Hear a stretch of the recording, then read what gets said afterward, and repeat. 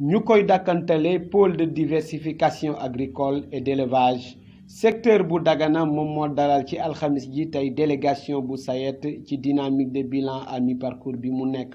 te mu jëm ci contre-saison chaude 2020 waaye tamit waajal hivernage bi waaye nag ci hivernage boobule bu ñu sukkandikoo ci xibaar yi lu tolloog 1310 hectares moom la ñuy waajal fi nga xamante ne moom moo di secteur boobule te mu lëkkale ñetti communes yi di Dagana Gaaya ak Bokhol waaye nag ay jafe-jafe jot nañ ko waxtaanee te it rek mu jëm ci wàllu doole yi ngi nga xamante ne picc yi ñi ngi koy wane waaye tamit jafe-jafe bi nga xamante ne ñi ngi koy am ngir am li nga xamante ne moo di financement ci banque yi ki nga xamante ne moom moo di ingénieur délégué bu SAED di madame Ndoye jot na rek encouragé ñi nga xamante ne ñoo di baykat yi ngir ñu gën a wéyal seeni waxtaan ñoom ak banque yi ndax diggante bi gën a ratax te it mu mën a yombal li nga xamante ne moom moo di demu campagne hivernale. Vraiment dañoo daje fii ci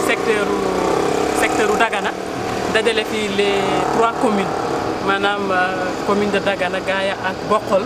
pour def ak ñoom nag le même exercice bi nga xam ni depuis mardi démarré nañ ko avec les communes muy les réunions d'évaluation à mi-parcours de la campagne de contre-saison chaude. ak aussi naka la ñuy xool ba aussi campagne bu am solo bi ñu def naka lañ koy récolter sécuriser ko waaye aussi bu ñu ko sécuriser pare naka la ñuy def ba aussi waajal campagne d'hivernage bi fii nag aussi ñoom it vraiment béy nañ ci seen waar bu baax a baax parce que nag ci maanaam objectif bi ñu leen appaloon 1500 hectares ñoom aussi réaliser nañ 1520 hectares loolu nag nekk aussi réalisation bu am solo. loolu nag boo ko gisee aussi parce que secteur bi dafa am aussi particularité mooy fii dafa nekk vraiment zone de diversification agricole et aussi d'élevage extensif loolu nag moo tax ñoom fii boo ko xoolee ñetti campagne yëpp ils sont en activité campagne yëpp dañ koy def donc vraiment loolu bokk na ci aussi particularité wu fii léegi nag li nga wax aussi par rapport ak aussi seen diggante ak kii CNCA yaakaar naa aussi waxtaan nañ ci xamal nañ CNCA aussi mbéy ak risque ñoom ñoo ànd mbéy ak jafe-jafe moom moo ànd mais aussi bu jafe-jafe amee aussi na kii béykat bi ci boppam jóg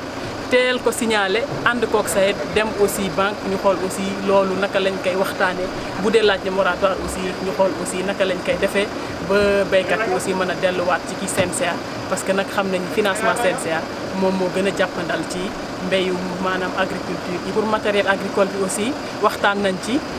li ñu seetlu mooy fournisseurs yi ñu ci bari dañuy joxe matériel agricole ba pare te du ànd ak service après vente problème mu pièce de rechange aussi dafay gën a posé wu rawatina ci contexte Covid bii ñu nekk nga xam ni frontières yëpp tëj nañu leen moo tax aussi délégation jël na les dispositions mi ngi ci xalaat pour xool naka lay mettre en place benn vraiment kii association yoo xam ne dafay ëmb vraiment acteurs yi yëngatu ci wàllu machine agricole yëpp ñu xool aussi naka la ñu mën a def ba am maintenant des centrales d'achat yoo xam ni da leen di mën a permettre pièces de rechange yi ñuy wax yëpp jàngara boobu mën a saafara bu baax a baax comme niñ ko defee ak l'association nationale des riziers. engrais bi dafay delluwaat rek ci particularité wu kii secteur bi fii xam nga ñoom comme que dañuy def ñetti campagne moo tax des fois bu campagne bi jotee sax dañuy dem ba xaw a romb période bi nga xam ni appal nañ ko campagne bi te ku nekk xam na ni engrais bi aussi dafa am aussi app biñ ko kii appal ce qui fait que yow su fekkee da nga romb app boobu rek fekk na yow sa mbéy wala sa prévision mise en valeur jëluñu ko woon ci kii engrais bi mais de toute façon réajustement yooyu yëpp looloo waral aussi sababu kii ndaje yi pour que aussi ñu mën di kii réajuster en fonction par rapport ak aussi jafe-jafe yi yaakaar naa aussi daañ ci jël ay kii mesures rapidement pour ñu mën a saafara ak jafe-jafe. bu ñuy wax nag li ajowu ci wàllu li nga xamante ne moo di ruur yi te mu bari sax li muy am ci jamono yi ki nga xamante ne moom moo di madame Anta Diop Niang di premier adjoint au maire de Dagana moom ma ngay woote rek ñi nga xamante ne ñoo war a séq mbir mi ñu waxtaane ko ngir lii lee dal di fi jóge ba faw waaye ca noonu muy sax dolli xel ak xalaat ñi nga xamante ne ñoom ñoo yor exploitation familiale ci wàllu mbay mi ñu gën a góorgóorlu rek ngir mën a waajal li nga xamante ne moom moo di récolte yi te fexe nga def ak seeni njaboot surtout si jamono bi nga xamante ne ñu ngi tolloog jàngoro ji di Covid-19. waaw jërëjëf ñu sant yàlla rek tey ci réunion bi nga xamante ni moom la ñu convié woon la délégation de Dagana organisé ko pour ñu def le bilan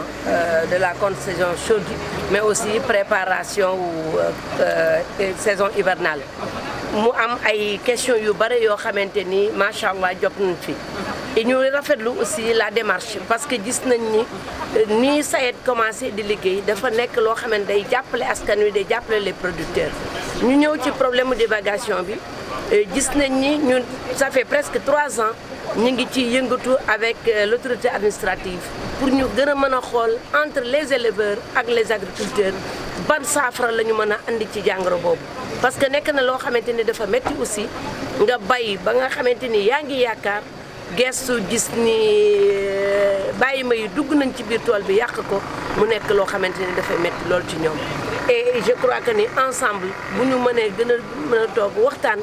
ba gën ci trouver saafara dina nekk loo xamante ne dina gën lool ci baykat yi. vraiment di remercier encore une fois la SAED ak les maires yi nga xamante ni ñoom ñëpp macha allah kenn ku ci nekk bàyyi nga sa soxla pour nga xam ni lii mooy soxla askan wi ñu. waaw man xam nga loolu même bu dul woon Covid bi aussi dafa nekk loo xamante ni dama bëggoon naka jekk li nga xamante ni moom la ñuy joxe ngóobaan mu jël ko yóbbu ko feneen ñuy wàcc ko ci biir askan wi wàcc ko ci biir famille bi. et loolu